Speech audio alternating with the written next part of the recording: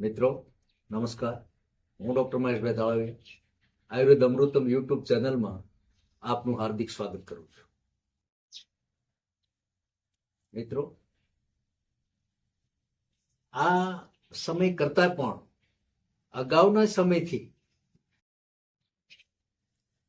એક એવા પ્રકારની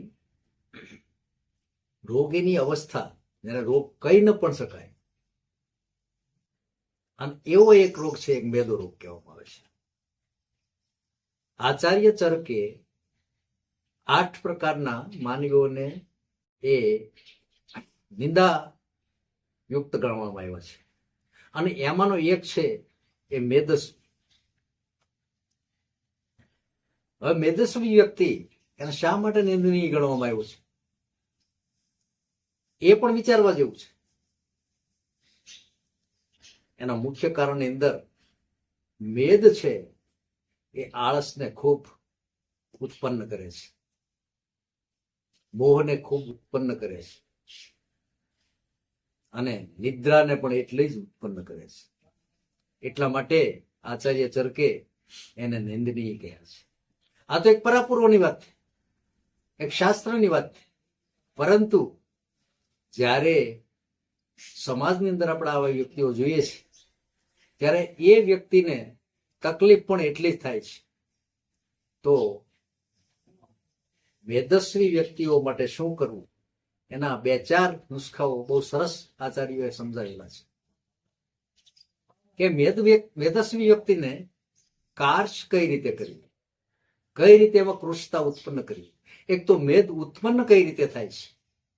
આપણી અંતઃસ્રાવી ગ્રંથિઓ છે, એમાંથી કોર્ટિઝન નામનું જે તત્વ છૂટું પડે છે, બહાર પડે છે, એનાથી વધારે પડતો મેદ ઉત્પન્ન થાય છે. ખૂબ ભૂખ લાગે છે, વ્યક્તિ ભૂખી રહી શકતી નથી, અને એનો આખો સંચય ચરબીની અંદર થાય છે. હાલે વ્યક્તિનું વજન વધતું જાય છે. હવે વધેલા વ્યક્તિનું વજન જ્યારે ખૂબ વધે છે, ત્યારે એ વજનદાર વ્યક્તિ ભૂખી રહી શકતી નથી, અને કોઈ પણ રીતે આળસ ખૂબ આવવાથી એ વ્યક્તિ કામ પણ કરી શકતી નથી. વધારે પડતા વજનથી ઘણા બધા રોગોથી ગ્રસ્ત થાય છે. મિત્રો, લાંબી વાત કરતા પહેલા એની સારવારની આપણે જોઈએ દ્રષ્ટિએ, તો એની સારવારમાં દવા કરતા આહાર વિહાર ખૂબ મહત્વનો ભાગ ભજવે છે. વધારે ચરબી યુક્ત ખોરાક, વધારે શક્તિવર્ધક ખોરાક, વધારે પડતા તેલી પદાર્થો, વધારે પડતા ઘીવાળા પદાર્થો, વધારે પડતા મીઠાવાળા પદાર્થો આ ખાવાની મનાઈ છે. પરંતુ એને દવા છે એ આયુર્વેદ બહુ સરસ પ્રયોજી છે. એમાંનો એક છે ત્રયુષ્ણાદી લોહ અને નવકાર ગુગળ, જેને મેદોહર ગુગળ પણ કહેવામાં આવે છે, અને એક વિડંગાદી લોહ ગુગળ, એ પણ એની અંદર ખૂબ સારામાં સારું કામ કરે છે. મિત્રો, સારામાં સારી ઔષધિ હોય ને કાયમી લેવા જેવી હોય તો એ છે ત્રિફળા ગુગળ.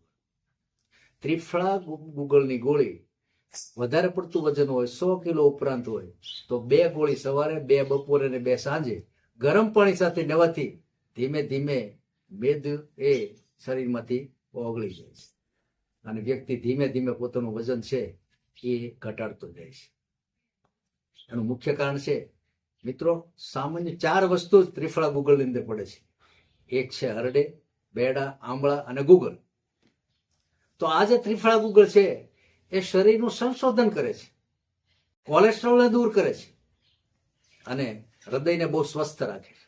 વધારે પડતી ચરબી ઉત્પન્ન થઈ ગઈ હોય તો આપણા શરીરમાંથી, સ્નાયુમાંથી ચરબીને પણ ધીમે ધીમે દૂર કરે છે. પણ લાંબો સમય સુધી આનો ઉપયોગ એ ખૂબ હિતાવહ છે. અને બીજું છે મેદોહર ગુગળ. એની અંદર પણ ઔષધિઓ ખૂબ છે, અને એ ઔષધિઓ ગુગળની સાથે મિશ્રિત કરવામાં આવે છે. એનું પરિણામ પણ ખૂબ સારું આવે છે. અને ત્રીજું છે એ આરોગ્યવર્ધિની છે.